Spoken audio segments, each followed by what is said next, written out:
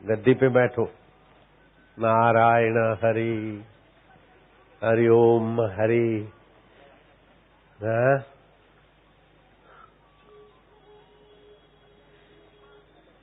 तुमने नहीं माना तो देखो उन्होंने कर लिया कब्जा। आप भी थोड़ा कब्जा करते, सेवाभावी हो।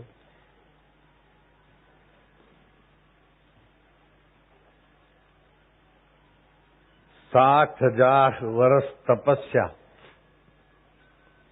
से सोने की लंका तो मिली रावण को, हिरण्याकश्यपु को सोने का हिरणपुर तो मिला, लेकिन शबरी भीलन को सतगुरु के सत्संग से जो मिला वो रावण देखते ही रह गए, हिरण्याकश्यपु देखते ही रह गया।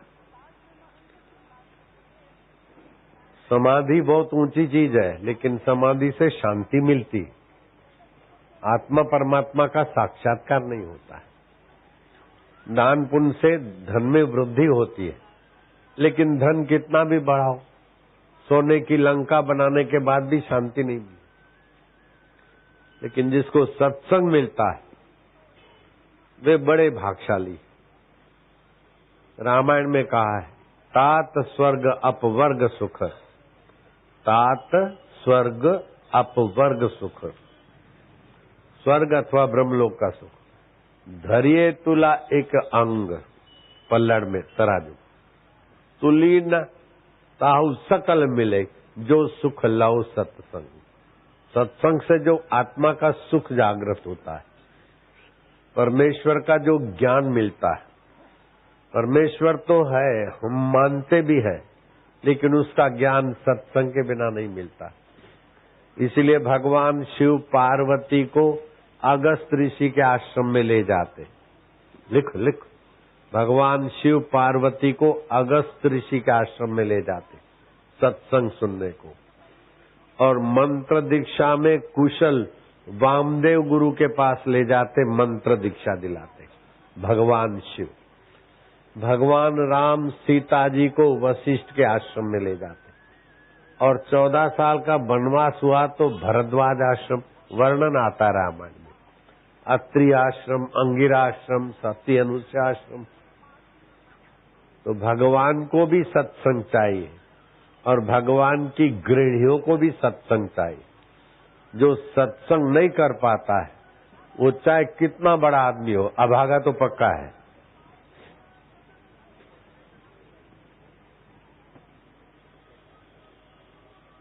मुसोलिन इटाली का राजा था, राजा था तो कुशल तो था, बड़ा तो था, मर गया, सत्संग नहीं मिला, तो अभी झील के किनारे 1942 से अभी तक झील के किनारे भटक रहा है।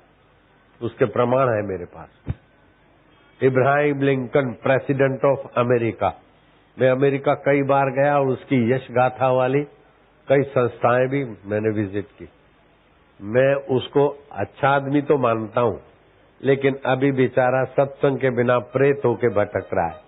अमेरिका का प्रेसिडेंट इब्राहिम लिंकन, मानवतावादी, सत्संग के बिना अच्छाई का भी अहम बना रहता है। अहम जीव को भटकाता है। राजा अज बुद्धिमान थे, वाहवाही तो ढेर थी, लेकिन मरने के बाद सांप बन गए, अजगर बन गए। राजा अज, जनक की 7वीं पीढ़ी वाला पहले का। राजा नृग, भागवत में वर्णन आता है, किरकिट बन गए, बड़े प्रसिद्ध थे, जिसके नाम से इस देश का नाम भारत पड़ा। पहले अजनाब खंड था ये देश, इसका नाम भारत पड़ा। वो भरत मरते समय हिरण का स्मरण हुआ, दूसरे जन्म में हिरण बने। अजनाब खंड में से भारतवर्ष भरत के नाम से पड़ा। तो प्रभावशाली तो थे, लेकिन हिरण की स्मृति ने हिरण बना दिया। सत्संग में भगवान की स्मृति की कला जगती। मेरी नानी मर गई थी और उसको शमशान में ले गए। शमशान में रखा और नानी हिली तो जल्दी जल्दी रस्सियां कटी। अगर मैं झूठ बोलूं तो तुम मरो।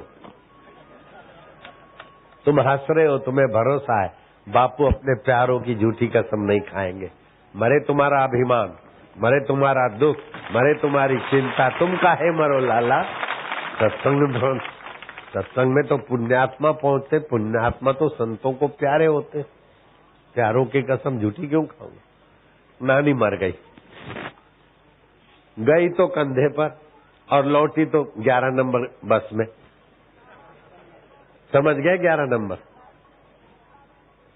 11 चल के आई। नानी को घेर लिया गांव वालों ने। क्यों कि शास्त्र कहते हैं कि मरते समय 4 मुसीबतें आम आदमी को होती है। एक तो कोई न कोई बीमारी, कोई न कोई पीड़ा, चाहे हार्ट अटैक, चाहे एक्सीडेंट, चाहे पेट दर्द। दूसरा, मरते समय कुछ सताने का काम किया किसी को। तो औरंगजेब अपने को कूट रहा था कि मैंने शर्मद फकीर की हत्या करवाई, दारा शिको भाई की मैंने हत्या करवाई। एलिजाबेथ मरने पड़ी तो बड़ी कांप रही थी। सारी संपत्ति ले लो, 2 घंटे मेरा जीवन बढ़ा दो, मरने के बाद मैं कहां जाऊंगी I don't know, please. Oh please करती करते हाथ जोड़ती जोड़ती मर गई। तो मर के कहां जाएंगे उसका पता नहीं होता, वो भी भय होता है। और मरते समय किसी चीज वस्तु अथवा हिरण आदि में आसक्ति होती है तो मरने के बाद वहां जाते। तो ये 4 मुसीबतें में से किसी को कोई, किसी को कोई। लेकिन नानी ने कहा मेरे को कोई मुसीबत नहीं हुई। थोड़ी देर सुन्न सा हुआ, फिर मैंने देखा कि तो नरक है। तो मैं जुझलाई और मैं डांट चढ़ाई कि मुझे नरक में क्यों लाए हो, जिसने सत्संग सुना है और दारू नहीं पीता, मांस नहीं खाता।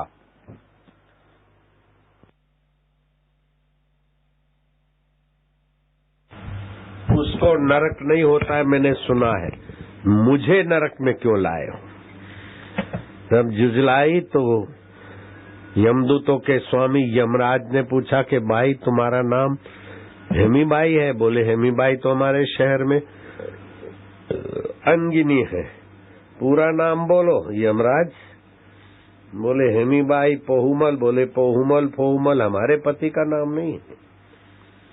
यमराज चकित हुए, क्या नाम है। बोले हम नाम नहीं लेते। आप प पे है। प्रहलाद राय। बोले नहीं। पुरुषोत्तम दास। बोले नहीं। परियोमल। बोले नहीं। पंजुमल। बोले पंजुमल छकुमल से हमारा क्या लेना। तो भाई बोल दो ने। बोले भैया हमारे हिंदू धर्म में शालीनता है, पति का नाम नहीं लेती महिला। यमराज को हुआ कि भाई धर्मनिष्ठ है। बोलते गए आखिरी में हेमीबाई प्रेम कुमार। बोले कुमार काट के जरा चंद लगाओ तो। चंद। बोले हाँ। यमराज ने अपने दूतों को डांटा कि पहले पुष्कर ना पातकी को लाना था तो पुण्यात्मा को ले आए, मुझे माफी मांगनी पड़ी। अभी हेमीबाई पोहुमल को लाना था तो प्रेमचंद को लाए। जाओ मूर्खो जल्दी से छोड़ के आओ।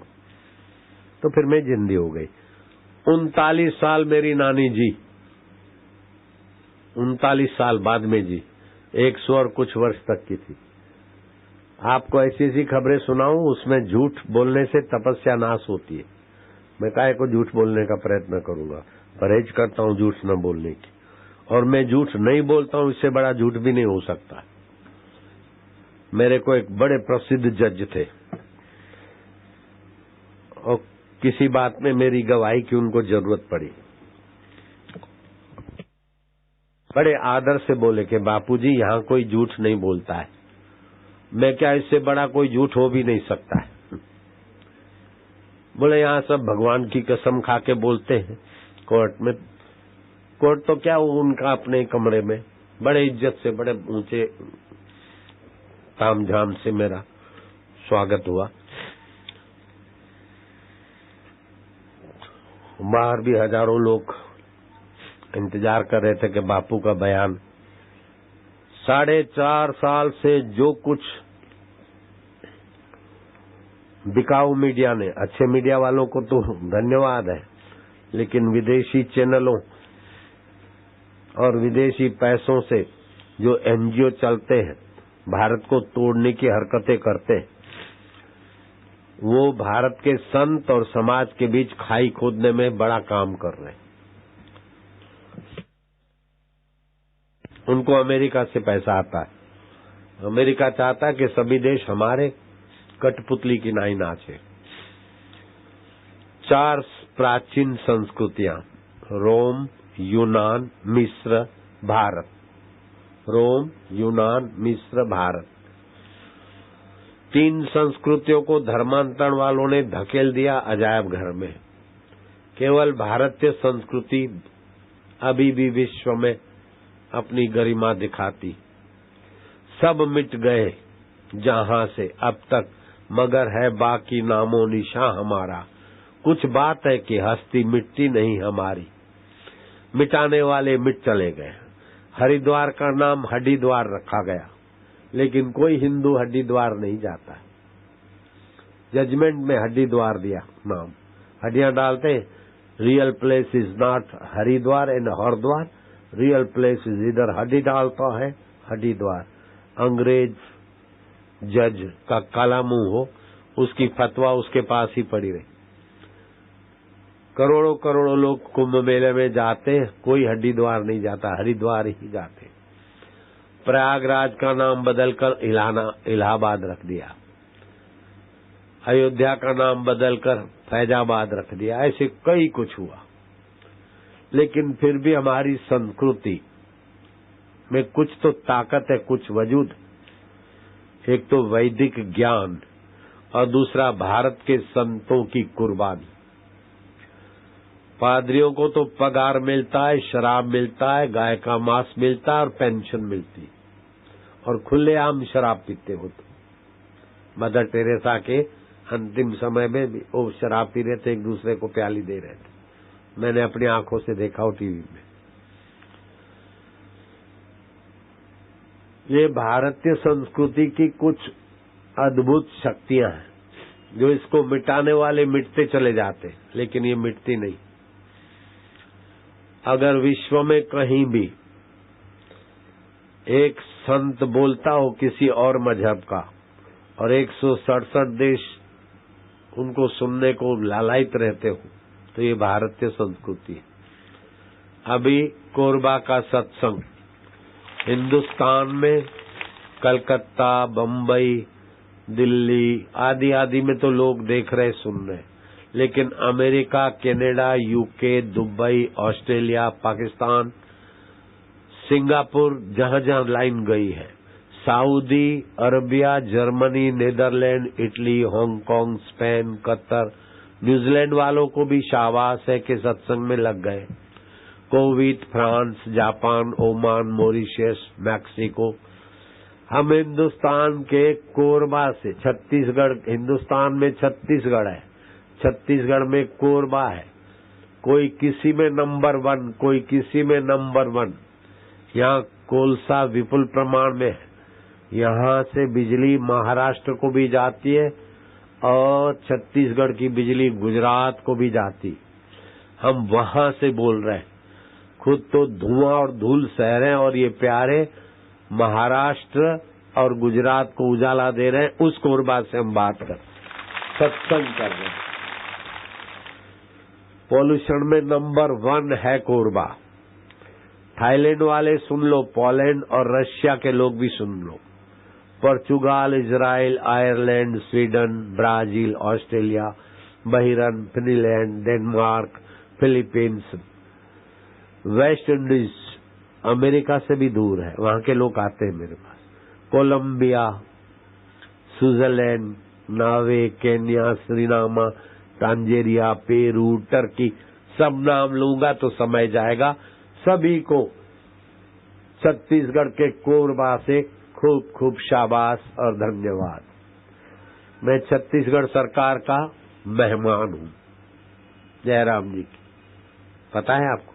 हाँ, छत्तीसगढ़ सरकार ने जो करके दिखाया वो और सरकारों के लिए अनुकरणीय है।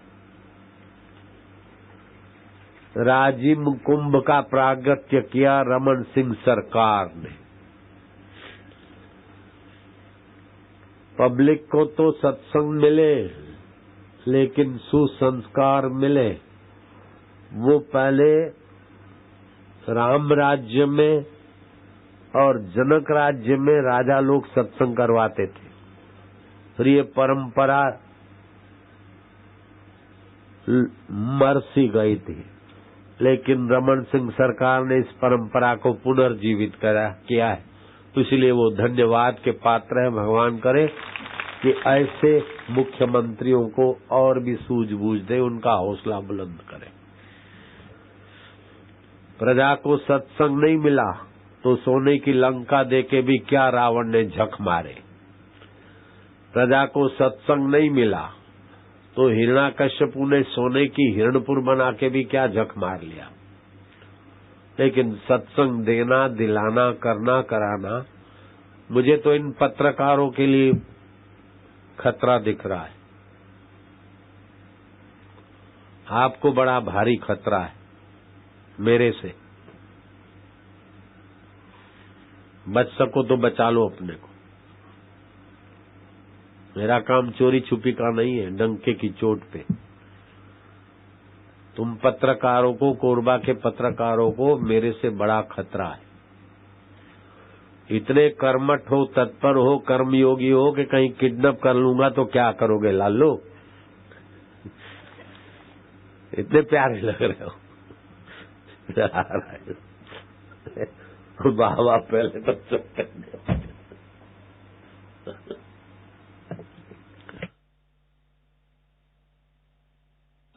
लोगों तक सत्संग पहुंचाना और इतनी तत्परता से सबके भाग्य में नहीं होता। जो पाश्चात्य कल्चर से खोपड़ी गंदी कर चुके हैं उनको तो लगेगा कि ठीक है बाबा लोग हैं। अरे बेटे, स्वामी राम तीर्थ अमेरिका गए थे तो प्रेसिडेंट रूजवेल्ट व्हाइट हाउस छोड़कर उनके चरणों में आए थे, और जब शांति मिली तो बोले हमने तो सुना था भारत में संत ईश्वर का साक्षात्कार करते हैं। हमने आज प्रत्यक्ष कई ईसा मसीह भारत ने दिए हैं विश्व को। आज प्रत्यक्ष ईसा मसीह को मैं देख रहा हूं।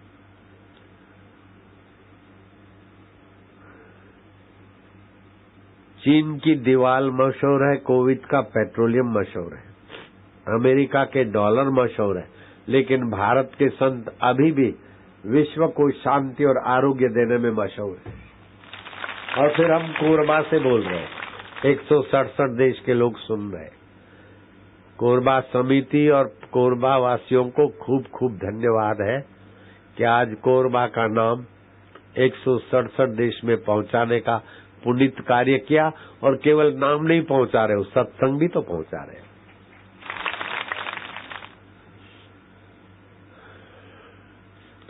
बच्चों को सारस्वत्य मंत्र मिलता है तो बच्चों की जीवनी शक्ति गजब की जागती। एलडी पर तुमको दिखाता हूं, एक बच्चा अपने माँ बाप के साथ आया, माँ बाप को गुरु मंत्र मिला और बच्चों को सारस्वती मंत्र। बच्चियां जल्दी जल्दी आ जाओ आगे, तुम्हारे लिए देखो बच्चों का चला रहा हूं फिल्म। बच्चे जल्दी पहुंचो बेटे। तो बीज में वृक्ष छुपा है, ऐसे सभी बच्चों में परमात्मा की चेतना छुपी। Every man is the god but playing the fool. सभी भगवत स्वरूप है, लेकिन नादानी से, मूर्खता की नाई जीवन खप जाता है।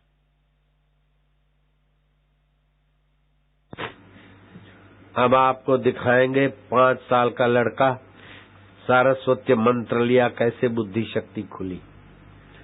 बीरबल को भी सारस्वती मंत्र मिला था और जीवन भर अकबर के दिल दिमाग पे बीरबल का राज्य था।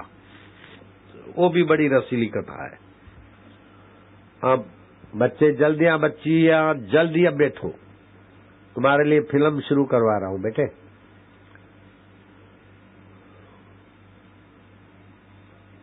पांच साल का लड़का, ऐसे ही इलाहाबाद में एक भैंस चराने वाला लड़का क्षितिज सोनी, इतना गरीब के 2.5 रुपए की टायर की चप्पल खरीदने की उसकी जरूरत नहीं।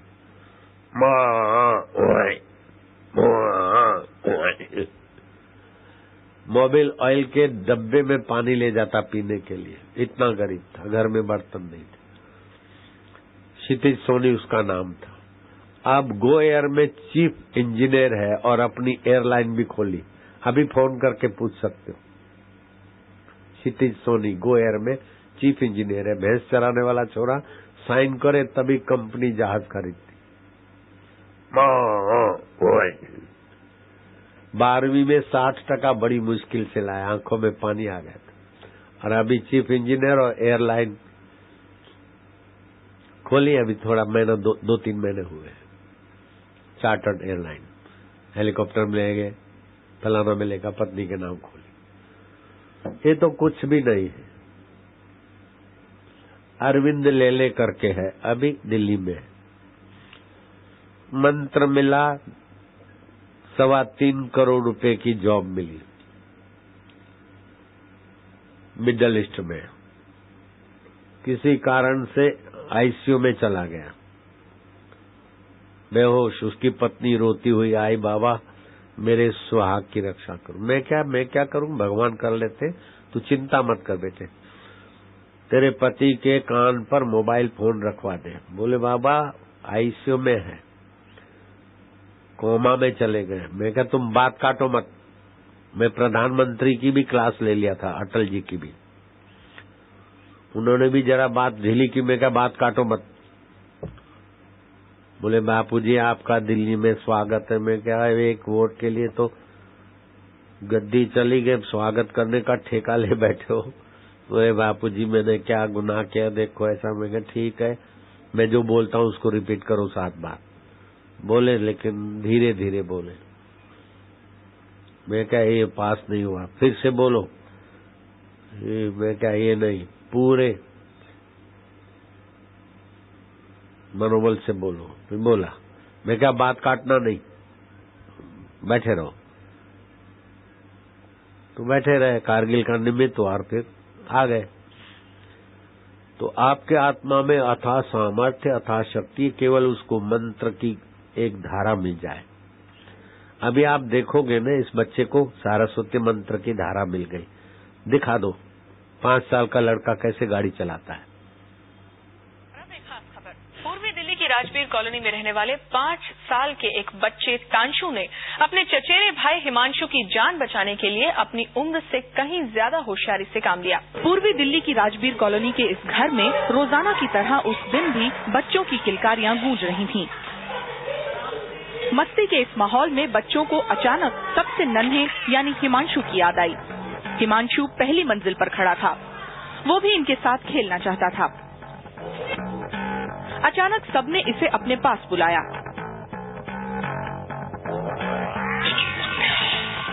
तीन साल का हिमांशु खेल में जल्दी शामिल होने की कोशिश में धड़ाम से नीचे कूद गया।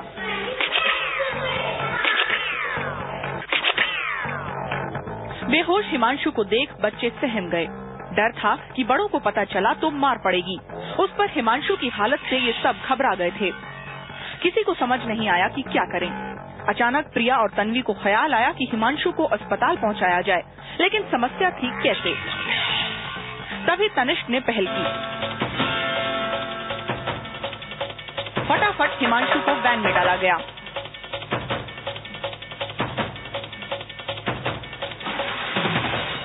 ये 5 साल का ड्राइवर गाड़ी चला रहा है। तनिष्क चल पड़ा अस्पताल की तरफ।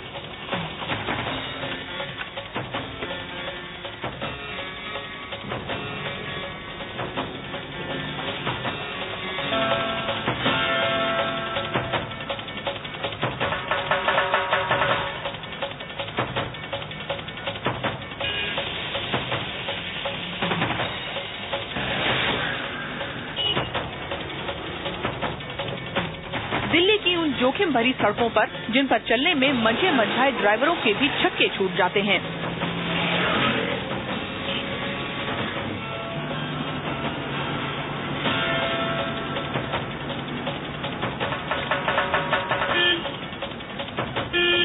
अपने चचेरे भाई की जान बचाने की सुध के आगे उसने इस बात की परवाह नहीं की कि वो कितने जोखिम भरे सफर पर चल रहा था। आते जाते कुछ लोगों ने टोका तो कुछ हैरानी से बस ताकते रहे।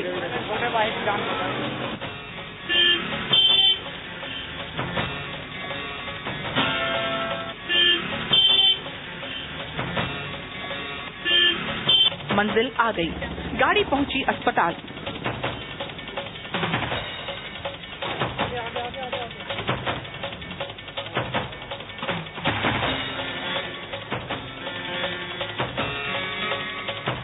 हर कोई हैरान था।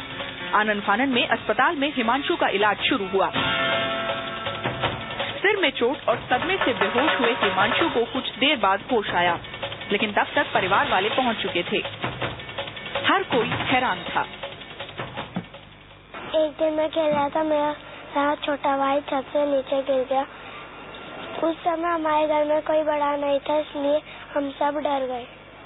इतने में पूजा बापूजी की आवाज आई कि तांसु इसे वैन में लेटा और वैन चलाकर हॉस्पिटल ले जा।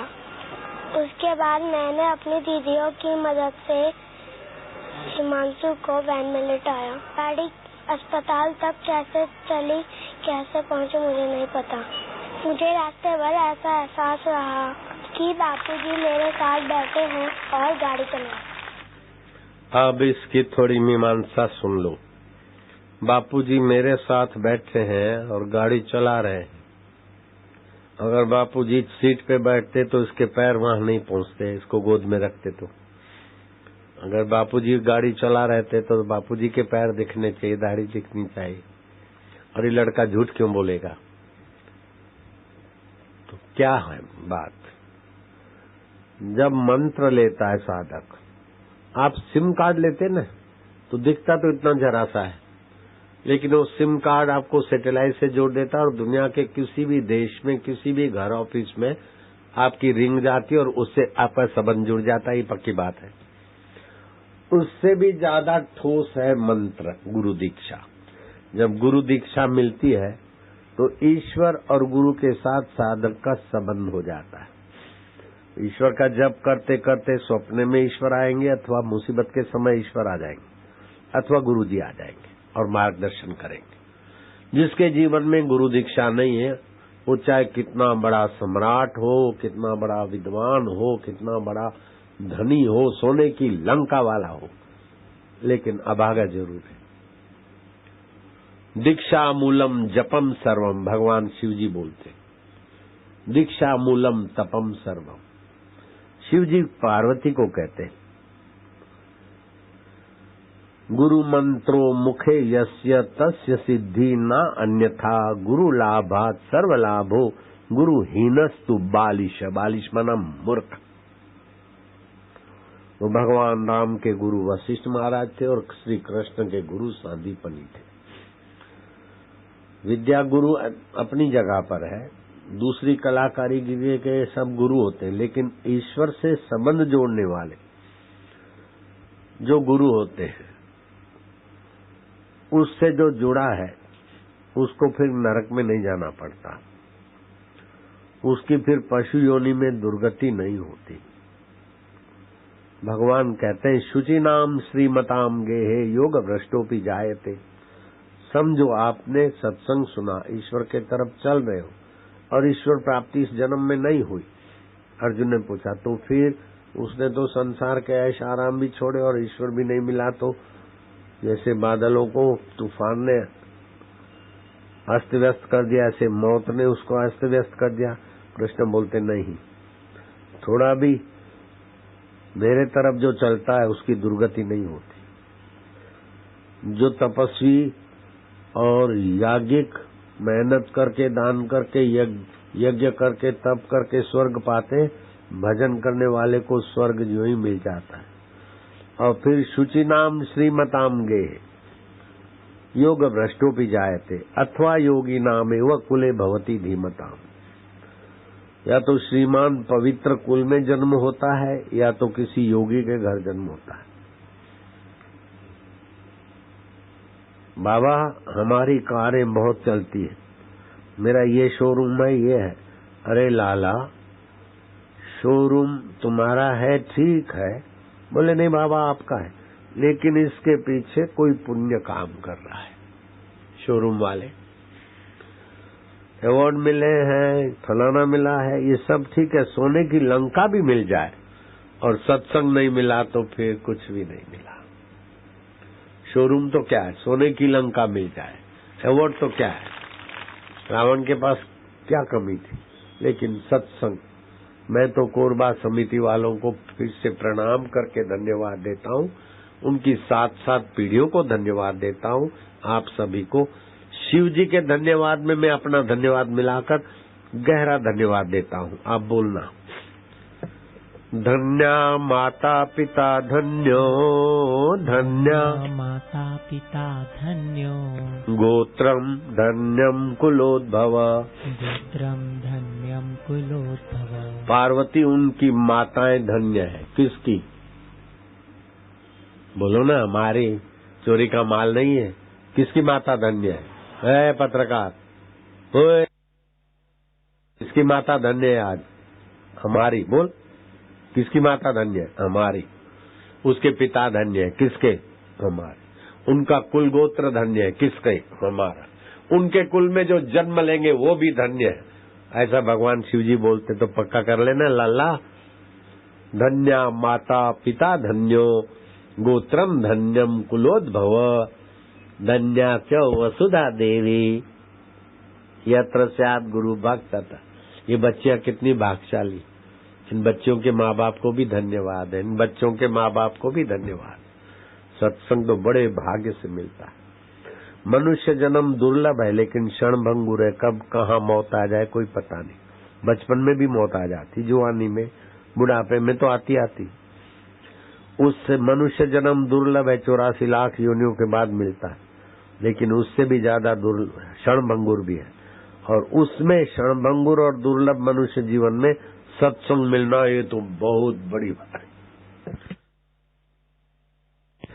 तीर्थ में स्नान करते तो धर्म लाभ होता है, संत मिल जाते तो धर्म अर्थ काम और मोक्ष 4 लाभ के द्वार पर पहुंच जाता आदमी। लेकिन वो संत का जब सत्संग मिलता और गुरु दीक्षा मिलती है तो अनंत फल हो जाता है। तीर्थ नाए एक फल, संत मिले फल 4, सतगुरु मिले अनंत फल, कहत कबीर विचार। यह तन विष की बेलरी, खाओ हजम हो गया तो मलमूत्र बन जाएगा, हजम नहीं हुआ तो जहर बन जाएगा, एसिड बन जाएगा, एसिडिटी एसिड बन जाएगा। तो ये तन विष की बेलरी, गुरु अमृत की खान, सिर दीजे सतगुरु मिले तो भी सस्ता जान। सतगुरु मेरा सुरमा करे शब्द की चोट, मारे गोला प्रेम का हरे भरम की कोट। भरम हो गया, उल्टा ज्ञान घुस गया। शरीर बीमार है, निगुरा बोलता है मैं बीमार हूँ। मन दुखी है, अज्ञानी बोलते मैं दुखी हूँ। बेटे तू दुख को जानता है, बीमारी को जानता है, तू अमर आत्मा है। मरने वाले शरीर से इतनी गांठ मत बांध। शरीर मरे तो बोले मैं मर रहा हूँ। अरे मरने के बाद 2.25 घंटे बीतते ही तुम आकाश में स्थित होते हो और अपने मुर्दे शरीर को देखते हो, तो तुम्हारी मौत हुई क्या? तुम्हारी मौत भगवान भी नहीं कर सकते और शरीर तो भगवान भी नहीं रख सकते। जन्म मृत्यु मेरा धर्म नहीं है। जन्म और मृत्यु हमारा नहीं, शरीर का होता है। दुख और सुख हमको नहीं, मन को होता है। ये ज्ञान अगर पकड़ लिया तो दुख के समय भी आप दुख मिटाने में सफल हो जाएंगे, बीमारी के समय भी बीमारी से पार होने में सफल हो जाएंगे। मृत्यु के समय भी याद आ जाए कह रहे मृत्यु ये शरीर को मैं मानता हूँ, शरीर की मृत्यु मेरी मृत्यु नहीं, तो आपकी सदगति हो जाएगी। ये आज पक्का कर लूं। मैं कोरबा वासियों पर बहुत खुश हूँ, बहुत दया आती। ये पॉल्यूटेड वातावरण देखकर बोलता हूँ कि इनको बेचारों को ऐसा ज्ञान दे जाऊं, ऐसी समझ दे जाऊं कि दोबारा फिर किसी कोरबा क्या बम्बई, दिल्ली, कलकत्ता में भी भटकना न पड़े, ईश्वर के साथ एकाकार हो जाए। ऐसे अभी मैं आपको एक थोड़ी साधना सिखाऊंगा, अभी आज ही आपको उसका रस आएगा। ईश्वर के साथ आपको सिम कार्ड दे देता हूँ। आप मेरे चेले बनो न बनो कोई जरूरी नहीं है, आपका मंगल हो ये जरूरी है।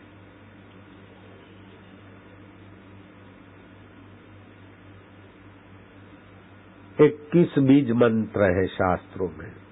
बीज मंत्र अक्षर तो एक होता है, लेकिन उसकी ताकत एटमिक ताकत को चैलेंज कर देती, ऐसा बीज मंत्र होते। उन 21 बीज मंत्रों में सुप्रसिद्ध है ओमकार मंत्र। ये ओमकार मंत्र भगवान ने नहीं बनाया, भगवान नारायण ने ओमकार मंत्र की शक्तियां खोजी। उसके 22,000 श्लोक है ओमकार मंत्र की महिमा के। अभी जे मार्गन ने थोड़ा सा खोजा और डंडे की चोट पर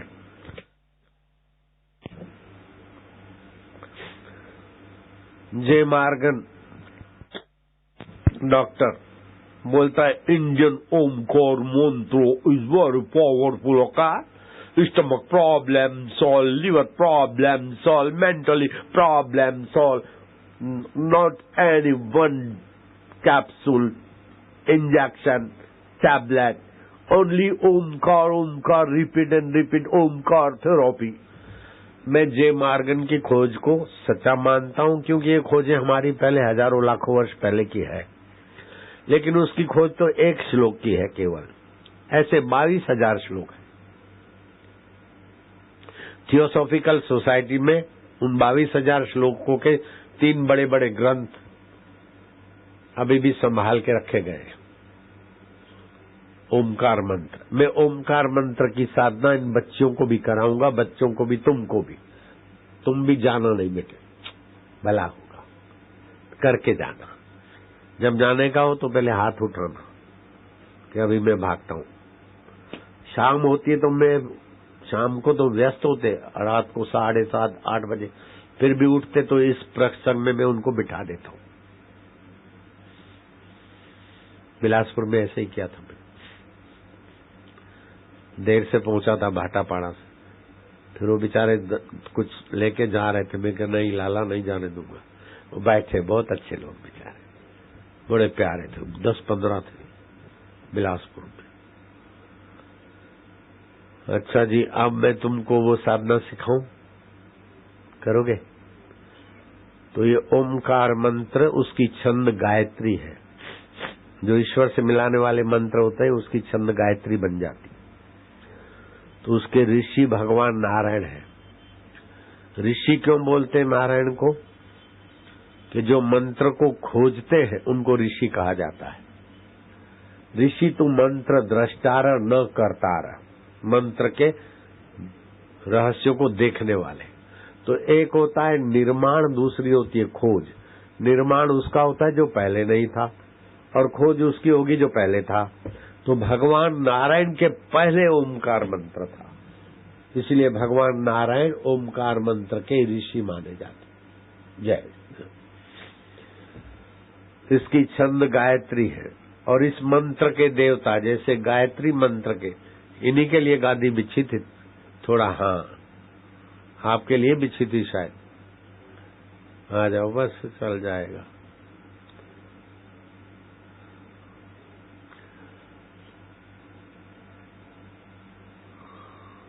योगेश जी ध्यान से सुनना। योगेश जी नाम है ना?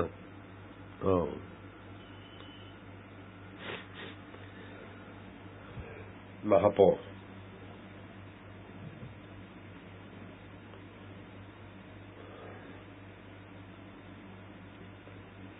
ये ओमकार मंत्र की साधना में ऐसी ताकतें भरी है कि मैं वर्णन करूं तो 22,000 श्लोक है इसके। और थियोसॉफिकल सोसाइटी में अंग्रेजी में अनुवाद भी पढ़ा है इसका। आप 7 बार ओमकार का गुंजन करेंगे तो इस ब्रह्मांड को चीर कर अनंत ब्रह्मांड नायक की सत्ता से आप जुड़ जाते हैं। अगर ओमकार मंत्र की 120 माला तुम करते हो 50 दिन तक 7 सप्ताह, तो 7 जन्मों की कंगालियत भाग जाएगी और पीढ़ी में 7 जन्मों तक लक्ष्मी स्थायी रहेगी। अगर इस मंत्र की 15-20 मिनट आप साधना करते तो आपके जीवन में 4 चांद लग जाएंगे। विजयनगर का राजा योगेश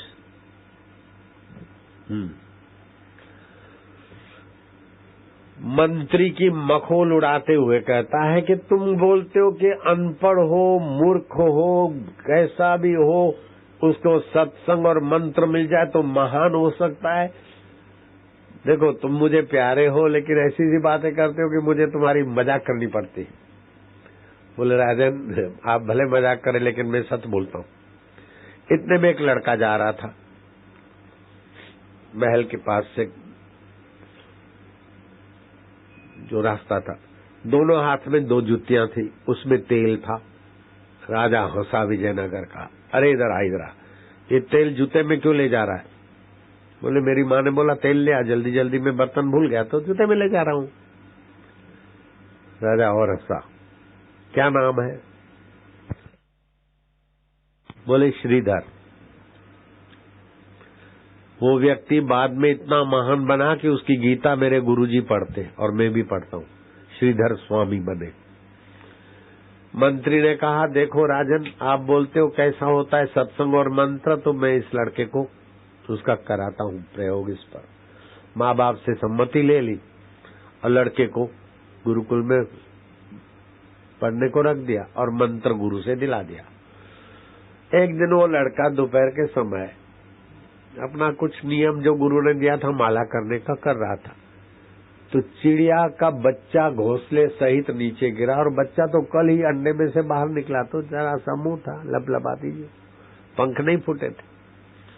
श्रीधर के मन में विचार उठा, क्योंकि सत्संग से विचारवान बनता आदमी, सत्संग में आने से पुण्य भी होता है, बुद्धि भी खुलती है। मैं दुनिया के सारे स्कूल, कॉलेज और यूनिवर्सिटियां भेंट कर आता तो भी मेरा इतना फायदा नहीं होता जितना गुरु के चरणों में और सत्संग से हुआ है। बिल्कुल पक्की बात।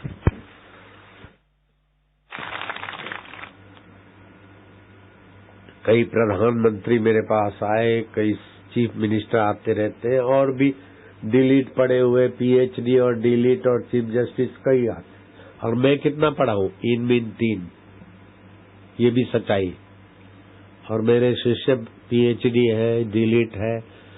5 देशों ने मिलकर उनको सर्टिफिकेट दिया मेरे शिष्य को, रूप नारायण को। अभी मेरठ में है, रिटायर है मेरा शिष्य। समझ गए लाला? अभी हेलीकॉप्टर का हादसा देखोगे ना पिक्चर में तो आपको ताजुब हो जाएगा, ताजुब को भी ताजुब हो जाएगा। ईश्वर की मंत्र शक्ति गजब की।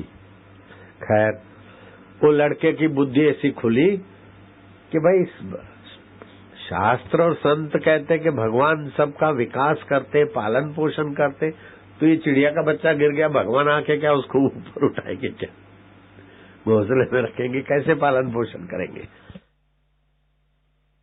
कैसे विकास करेंगे?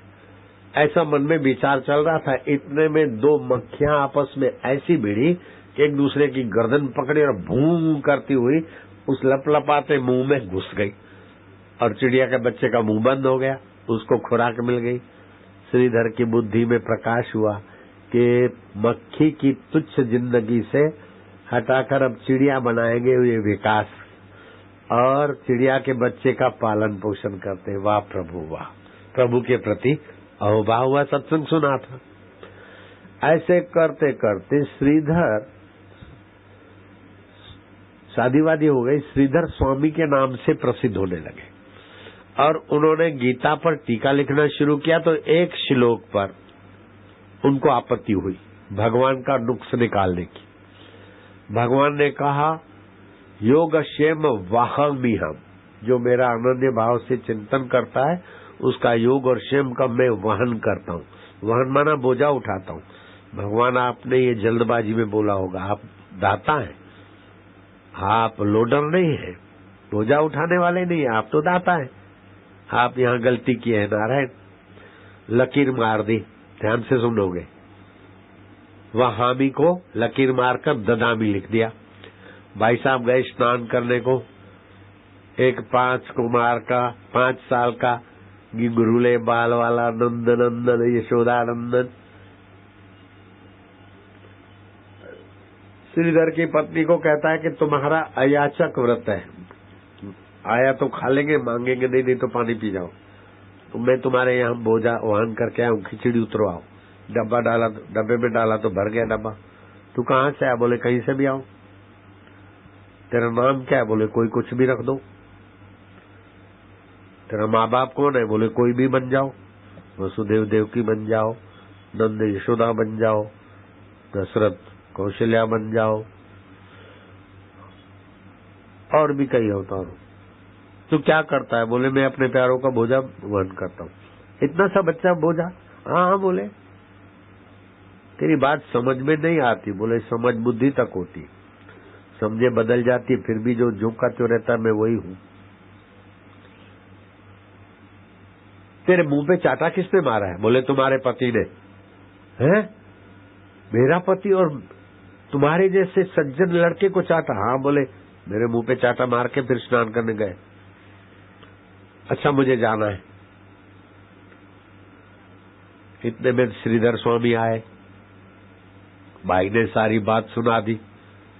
अरे योग क्षेम वहामी को मैंने काटा और ददामी लिखा, तुम्हारो भगवान के मुंह पे चाटा मारने की मैंने गलती की। तू कितनी भाग्यशाली है। भाग्यशाली ने तो देखा पहचाना नहीं, और ये इतनी बुद्धिमान हो गए कि पत्नी के बयान से भगवान को पहचानने वाली बुद्धि हो गई। किसकी? वी वी वी वी जितनी लगाओ, जूते में तेल ले जाता। मंत्र शक्ति और सत्संग आदमी को कहाँ पहुंचा देता है।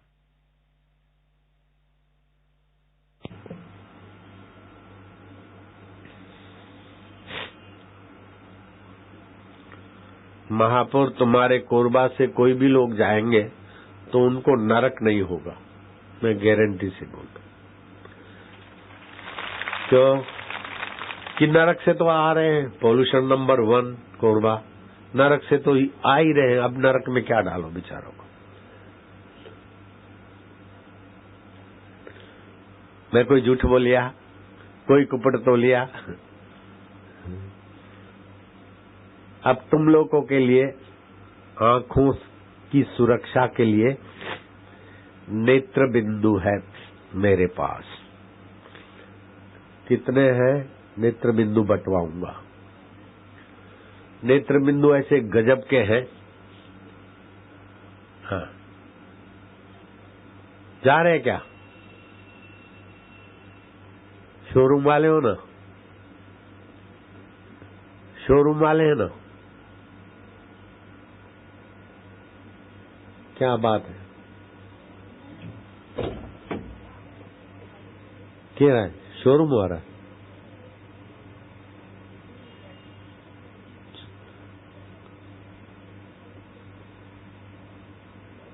इधर सामने बैठो, शोरूम वाले हैं क्या? कौन है? शोरूम वाले हैं ना? बनवारी रे पूर्व विधायक। अच्छा जी, कहीं जाना होगा बेचारे को। चलो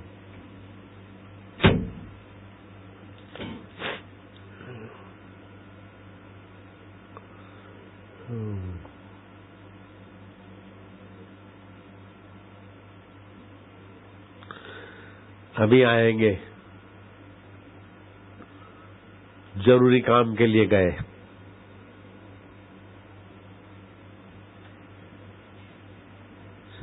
और खोल के बताऊं क्या?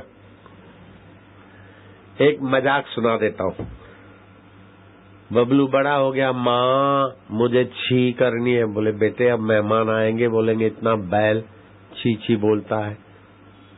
कोडवर्ड रखते हैं, जब भी तुझे जाना है तू बोलना सीटी मारनी, मेहमान को पता नहीं चलेगा। ट्यूनिंग हो गई। एक दिन माँ जल्दी जल्दी में पास के गांव में, अपनी माँ बीमार थी तो चली गई।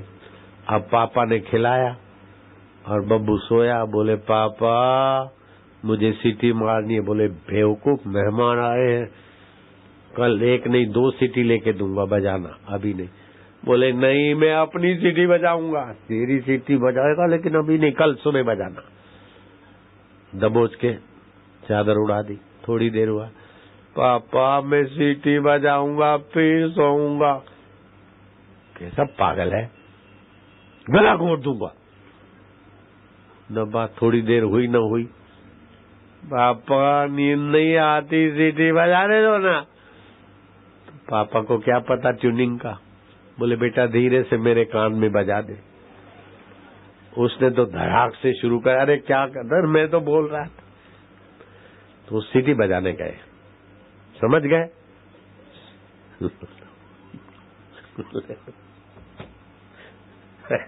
है ना चुटकी। ची क्या।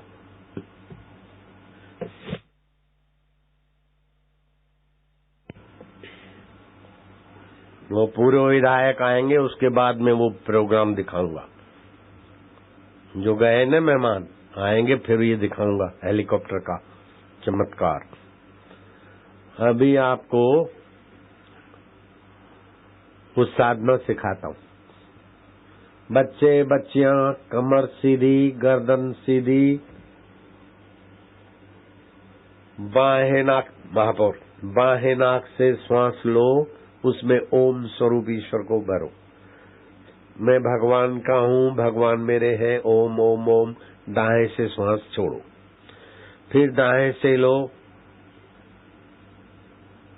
ओम ओम जप करो और बाहें छोड़ो। अब हाथ सीधे रखो घुटनों पे, नाक को पकड़ना छोड़ दो। नाक कहीं नहीं जाएगी, मत पकड़ो उसको बेचारे को। अब दोनों नथुनों से, फोटो में आएगा तो बोले क्या नाक पकड़ के बैठे, वो फोटो ले रहा है। आएगा नाक वाली माई है, क्यों नाक चला जाएगा क्या, तो एक बार में आएगा, कल अच्छा लगेगा। अब लंबा श्वास लो दोनों नथुनों से,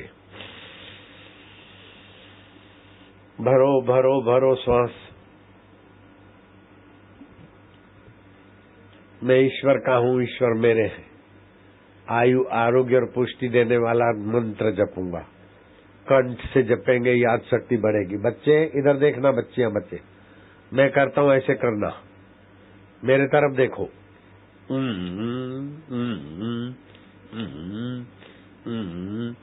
कंठ पे दबाव पड़े।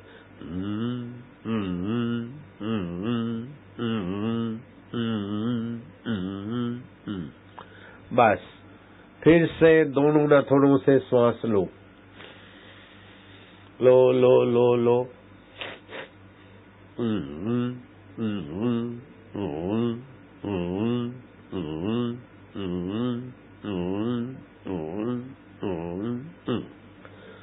दो बार ऐसा रोज करोगे तो जो भी आप ध्यान भजन या पढ़ाई करते हो उसमें 4 चांद लग जाएंगे, 10 गुना प्रभाव हो जाएगा।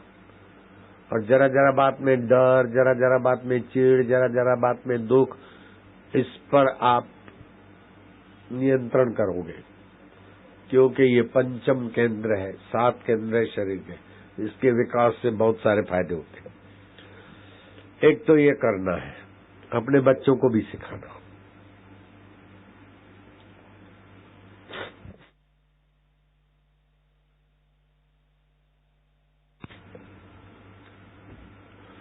अब दूसरी एक छोटी सी साधना सिखाता हूं, अब भी अभी उसका प्रभाव पड़ेगा आपके मन पर, आपके तन पर, आपकी बुद्धि पर। पुण्य बढ़ेंगे, भाग्य की रेखाएं बदलेगी। अगर ये साधना सिखाता हूं और रोज किया थोड़े दिन,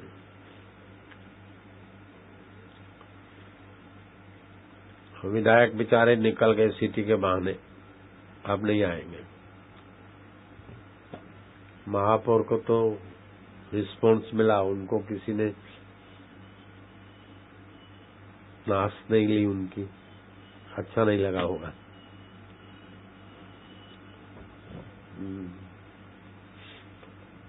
जिसको वाहवाही की आदत है, वाहवाही नहीं मिली तो बड़ी तकलीफ पैदा हो जाती।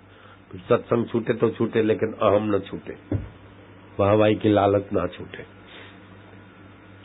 आदत पड़ जाती है। मेरे को तो पता नहीं था, नहीं तो मैं उनको भी खुशामद के फूल डाल देता थोड़े। मान पुड़ी है जहर की, खाए सो मर जाए। मान की आदत आदमी को मार देती है। मान पुड़ी है जहर की, खाए सो मर जाए। चाह उसी की राखता, वो भी अति दुख पाए। दुखी होके चले जाते। मान की आदत होती है, नहीं मिला, दूसरे को मान मिला, मेरे से छोटे आदमी को परेशानी पैदा कर देती। अब इनको किया न किया भगवान जाने, लेकिन होता है ऐसा मोस्टली। बोल पत्रकार, पट्टा सच समझता है। मान पुड़ी है जहर की, लिख, खाए सो मर जाए। चाह उसी की राखता, वो भी अति दुख पाए। बार बार दुखी होते रहते। बहुत मान मिला और कहीं नहीं मिला, अपने से छोटे व्यक्ति को मान मिला तो परेशानी पैदा।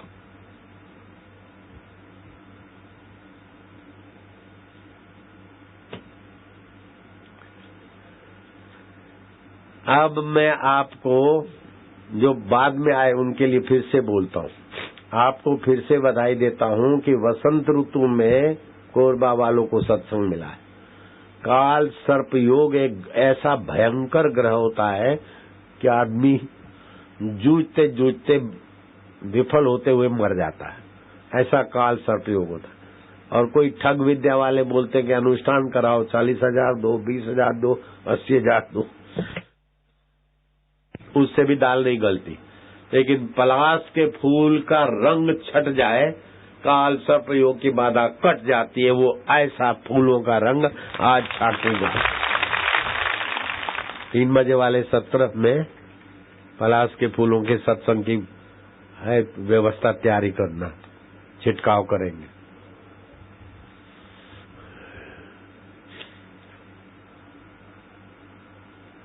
तीन बजे सत्संग शुरू हो जाएगा, 4, 4:30, 5 बजे जैसा भी होगा, फूलों का रंग छाटूंगा। पलाश के फूलों में बहुत सारे गुण हैं, लेकिन केमिकल के रंग पट्टे लिखो।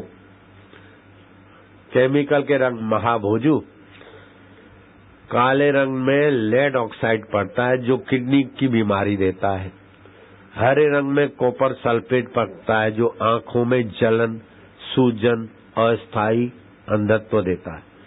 सिल्वर रंग में एल्यूमिनियम ब्रोमाइड पड़ता है, कैंसर की बीमारी देता है। नीले रंग में प्रूशियन ब्लू पड़ता है जो चर्म रोग देता है। लाल रंग में मर्क्यूरिक सल्फेट पड़ता है जो त्वचा का कैंसर बुलावा देता है। बैंगनी रंग में क्रोमियम आयोडाइड जो दमे की बीमारी और एलर्जी की बीमारी देता है। महापौर, अगर भगवान तुझे कोई पुण्य दे लाला, तो ये ऐसे ही बेचारे नरक में जी रहे। केमिकलों के रंगों से बचे, ऐसा तुम जरा नगर पालिका के तरफ से भी एड बेड दे देना इन पत्रकारों को, थोड़ा धम्मा कैसे लेके। हाँ, सुरक्षा के लिए नगर पालिका की विनती, अपील कि कोरबा वाले इस जहर से बचे। ठीक है लाला? है पत्रकार, देखो मार्केटिंग कर दिया तेरा। अच्छा, अब तुम्हें काला रंग बनाना है, लिखा। आंवले के पाउडर को घोल बना के लोहे के बर्तन में रख दो, रात को सुबह काला रंग तैयार। त्वचा के लिए, शरीर के लिए, लगाने वाले के लिए, लगने वाले के लिए हितकारी। हरा रंग बनाना है तो मेहंदी का पाउडर आटे में मिश्रण कर दो, हरा रंग तैयार, सूखा। भूरा रंग बनाना है तो बालों के लिए लाभदायी है, मेहंदी में आंवले का पाउडर मिला दो, मिश्रण करो, भूरा रंग तैयार। सूखा पीला रंग बनाना है तो त्वचा के लिए हितकारी, अमलताश या गेंदे के फूल और हल्दी का पाउडर और बेसन मिश्रण, सूखा वो रंग बन जाएगा पीला। लाल रंग बनाना है तो लाल चंदन, गुलहड़ के फूलों का चूर्ण, लाल रंग तैयार। और भी कई हैं। अब बच्चे बच्चियां, याद शक्ति बढ़ाना है बेटे, अच्छे मार्क लाना है, स्वभाव सुधारना है। महापौर भी करेंगे, प्यारे लग रहे हैं। दोनों कान में उंगली डालना है, हाथ ऐसे रखने हैं, लंबा श्वास खींचो, खींचो खींचो। मैं भगवान का हूँ, भगवान मेरे हैं।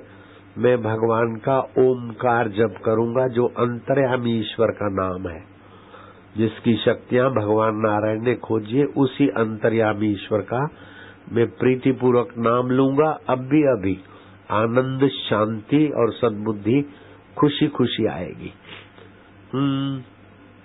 कंठ से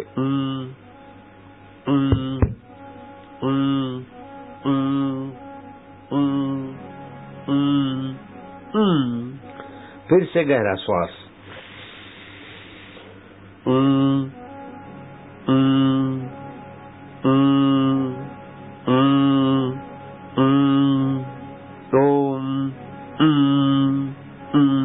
तीसरी बार मन पवित्र हो रहा है। अभी प्रसन्नता आएगी, आत्मिक ऊर्जा ऊपर को उठ रही है। भगवान अंतर्यामी प्रसन्न हो रहे हैं। जैसे बच्चा बोलता है ना, माँ, प्यारी माँ, मेरी माँ, तो माँ खुश होती। ऐसे ही अंतर्यामी भगवान का ये नाम है। भगवान खुश होंगे तो आपको भी अभी खुशी देंगे।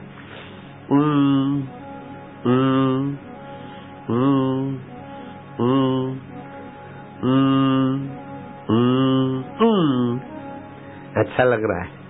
चौथी बार पुण्य बढ़ रहे हैं, भगवान खुश हो रहे हैं।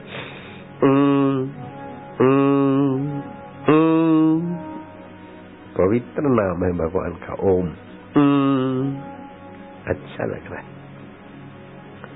चेहरे पर चमक, आंखों में प्रसन्न, आंखों में चमक, चेहरे पर प्रसन्नता।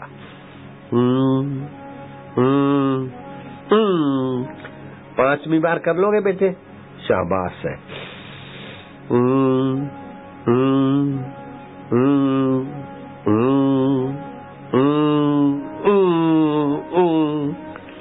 हंसी आएगी। फिर से गहरा श्वास। छठी बार।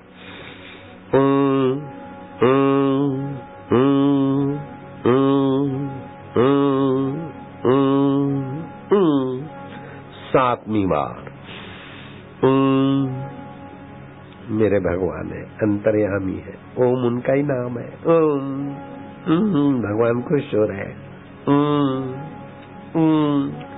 बिछड़े हुए बच्चे अब मुझे पुकार रहे। जैसे बिछड़ा हुआ बच्चा माँ को पुकारे तो माँ कितनी खुश होती। ऐसे हम भगवान से बिछड़े हैं, अब उनको पुकारे तो भगवान खुश हो रहे।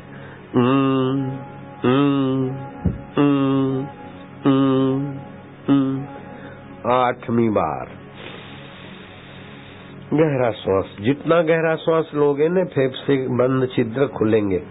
रोग प्रतिकारक शक्ति, अनुमान शक्ति, क्षमा शक्ति, शौर्य शक्ति का विकास होगा।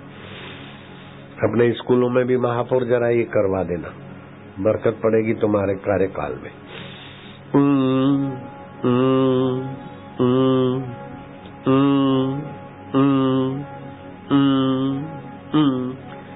नौवीं बार।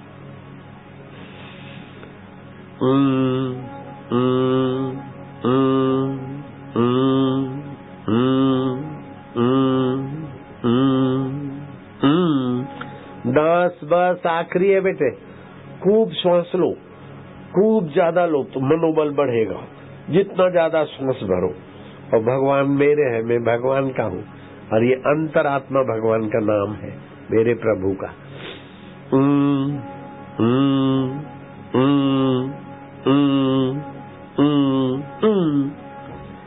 जिसको अच्छा लगा है हाथ ऊपर करो। रोज करना।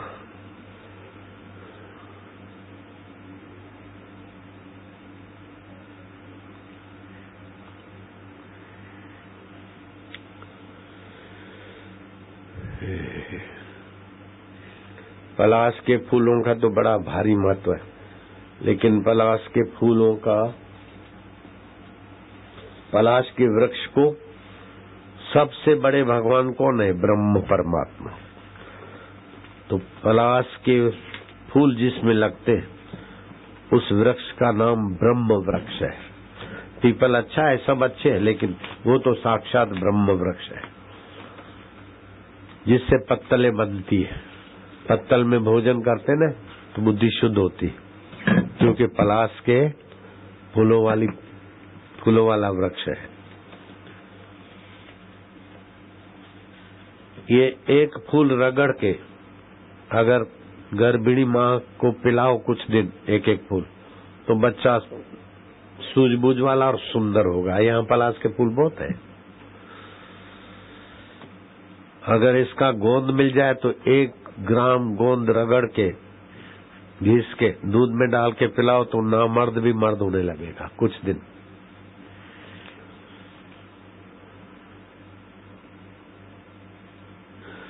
यहाँ पलाश को परसा बोलते, परसा है, परसा बोलते ना।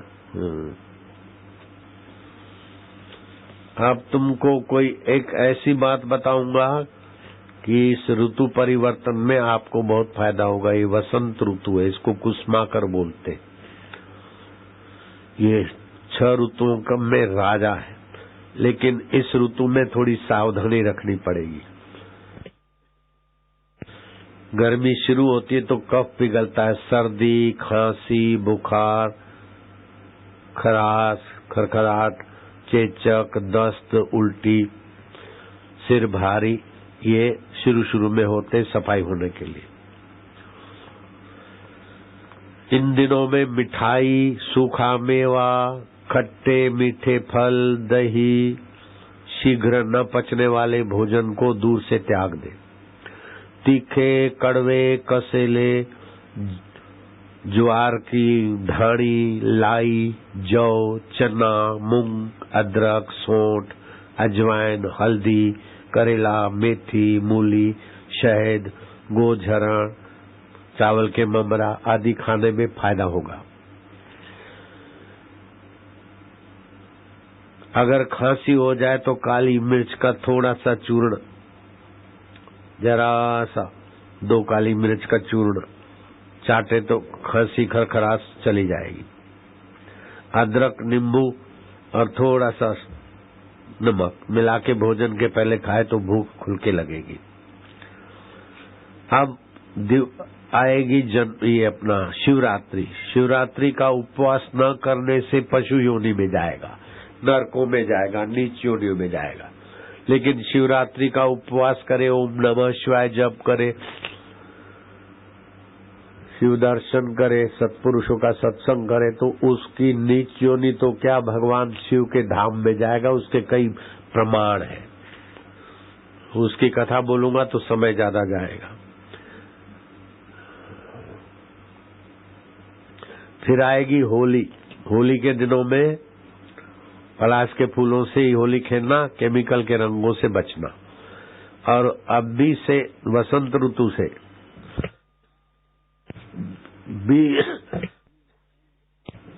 20-25 दिन तक 20-25 नीम के पत्ते, 2 काली मिर्च चबा के सुबह सुबह खा ले। एलर्जी नहीं होगी, चमड़ी की बीमारियां नहीं होगी, भूख अच्छी लगेगी, खून की गड़बड़ियां ठीक हो जाएगी। और 15-20 दिन कम नमक वाला भोजन करें, तबीयत अच्छी रहेगी। अब देखो हेलीकॉप्टर का चमत्कार। हेलीकॉप्टर कैसे गिरता है और चूरे चूरा हो जाता है। आगे का हिस्सा तो पुर्जा अलग, पर खच्चे उड़ जाते, लेकिन अंदर बैठे हुए को खरोज नहीं आती। विश्व का ये पहला चमत्कार है। हाँ? करिश्माई ब्रह्मज्ञानी संत है। आज ये बात पूरी दुनिया के सामने है। हाल ही में 29 अगस्त को संत श्री आशाराम जी बापू गुजरात में थे। लगभग 3:30 बजे थे और गोधरा में भक्तजन अपने बापू का इंतजार कर रहे थे। बापूजी का हेलीकॉप्टर मोरबी से गोधरा आ रहा था, मगर हेलीकॉप्टर देखो, बातें नहीं करो, जमीन पर उतरने से पहले ही जमीन पर यूं धम से गिरा।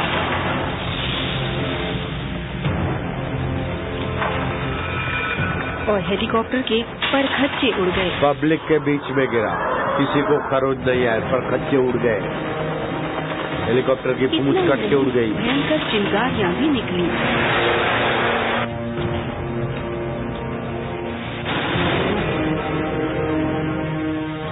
और ताज्जुब की बात ये कि संत श्री आसाराम जी बापू पायलट सहित हेलीकॉप्टर में सवार पूरी टीम के साथ बाहर आए।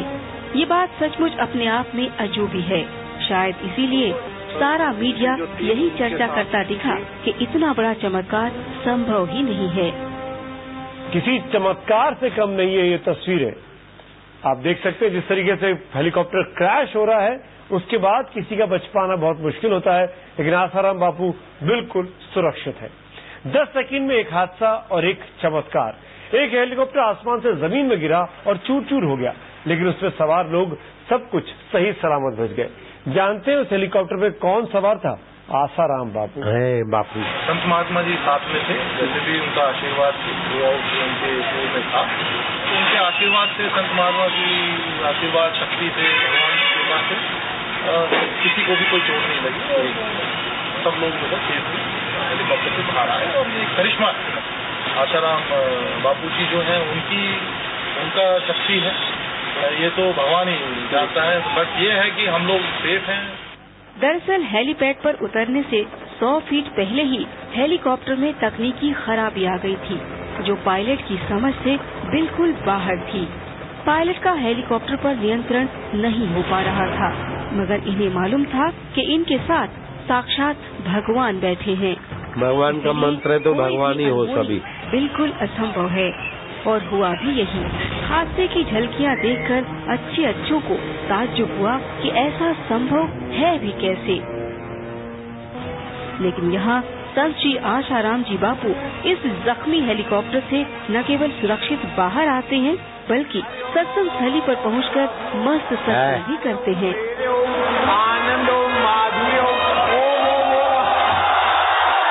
देख ले पट्टे, क्या हाल चाल है बापू, आपका क्या हाल चाल है? देख रहे हो, आज तक कभी सुना नहीं होगा। हाँ, हेलीकॉप्टर का कुछ गड़बड़ हो जाए और धड़ाक धूम गिरे और सब ज्यों के त्यों हेलीकॉप्टर के चूरे चूरा।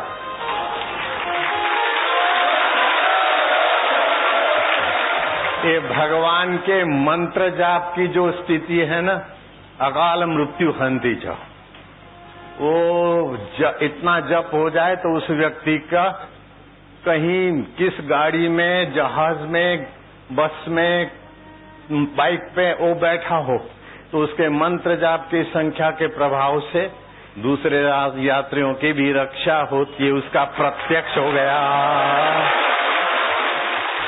मुझे तो हिंदू धर्म में जन्म लेने का बड़ा गर्व है और हिंदू धर्म के मंत्र विज्ञान का मुझे बहुत फायदा मिला है। और वो तो आज सारी दुनिया सुनती होगी, देखती होगी कि हेलीकॉप्टर टुकड़े टुकड़ा हो गया और उसमें बैठे हुए आदमी को खरोज नहीं आई और ऐसे है। नारायण हरि हरि ओम। इतना ऊपर से गिरा, धड़ाक धूम, हेलीकॉप्टर के टुकड़े टुकड़े 3 और आगे के हिस्सा तो पुर्जा पुर्जा अलग, और हमारा पुर्जा पुर्जा अप टू डेट। ये भगवान की महिमा, गुरु मंत्र का प्रभाव प्रत्यक्ष देख ले। नास्तिक भी आज सुधरने की सीजन है, सीटी बजाने वाले भी सुधरने की सीजन है। बड़े से बड़े नास्तिक तो बेचारे भी भगवान की कृपा किया सीटी बजाने है। हेलीकॉप्टर का हादसा, बापू हमारे सामने हेलीकॉप्टर क्रश हुआ, गिरा और नाच रहे हैं, खेल रहे हैं। बापू और पायलट और सभी मौज में है। तुम भी मौज में हो। मुझे इस बात की खुशी है कि हेलीकॉप्टर मेरे प्यारों के बीच गिरा और प्यारों को भी खरोंच नहीं आई। देखते रह गए कि कैसे एक्सीडेंट होता है। आज तक तो सुना होगा हेलीकॉप्टर कैसे गिरता होगा, एक्सीडेंट कैसे होता होगा, आज रूबरू देखा कि कैसे गिरा है, आंखों से देखा। और हेम खेम बच्चे बचाए भी आंखों से देखे। भगवान के मंत्र की महिमा नहीं है, गुरु मंत्र का प्रभाव नहीं है, कोई ना बोले तो भी है। बेचारे भले मीटिंग में गए, ऐसा पूरी दुनिया में न कभी देखा गया है। मीटिंग में गए होंगे आदमी भले। जो चमत्कार आपके साथ हुआ है उसको सारे दुनिया ने देख लिया। अब और क्या परीक्षा लेने वाले हैं लोग।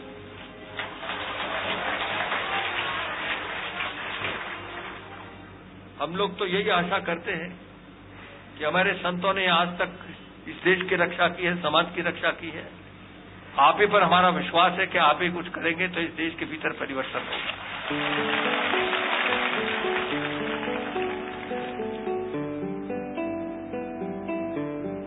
दुनिया भर में फैले करोड़ों साधक अपने प्यारे बापू को बहुत अच्छे से पहचानते हैं, लेकिन दुनिया ने अब जाना है कि ब्रह्मज्ञानी संत को आम व्यक्ति नहीं समझा जा सकता। इसीलिए कई माननीय व प्रतिष्ठित व्यक्तियों ने इस घटना पर हैरानी जताते हुए बहुत सत्कार भी किया। अध्यक्ष है एंटी टेररिज्म, वो चले गए हेलीकॉप्टर से। अरुणाचल के चीफ मिनिस्टर चले गए, पता ही नहीं चला कहाँ हैं। और बड़े हादसे हुए हेलीकॉप्टर से जो आज तक बचे नहीं। ये एक बापूजी का जो एक तप है, बापूजी के साथ जो हिंदुस्तान के अंदर, दुनिया के अंदर लोगों की आस्था है, वो एक तप और वो एक शक्ति जो है, उसका परिणाम जो है सब दुनिया के लोगों के सामने आया है। चमत्कार है, ये चमत्कार है, क्योंकि आज तक बचा ही कोई नहीं। हेलीकॉप्टर से तो कोई बचा ही नहीं। तो मैं ऐसे देख रहा हूं, जब रात को हेलीकॉप्टर मैंने देखा तो मैं हैरान था कि बापूजी कैसे बचे होंगे। पर वो चमत्कार, एक करिश्मा हुआ कि इतने हेलीकॉप्टर के टुकड़े हुए और बापूजी बच गए। ये एक चमत्कार है।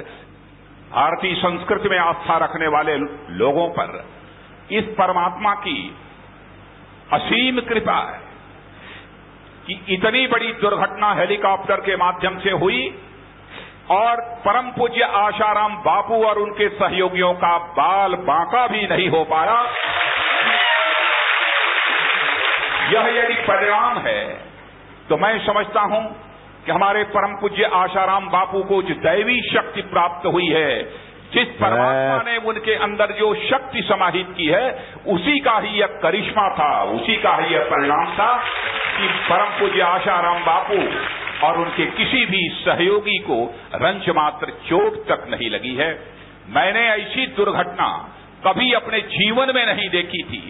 जिसने भी उस दुर्घटना को टेलीविजन के पर्दे पर देखा, सभी यह मान चुके थे कि अब इसमें से कोई बचा नहीं होगा। लेकिन क्षण भर ही देखा होगा आप लोगों ने कि ईश्वर की महती अनुकंपा से बिल्कुल सही सलामत हमारे सबके आस्था और विश्वास के केंद्र परम पूज्य आशाराम बापू अपने सहयोगियों के साथ बाहर आए और आज प्रत्यक्ष हम सभी लोग अपने चक्षुओं से उनका दर्शन कर रहे हैं।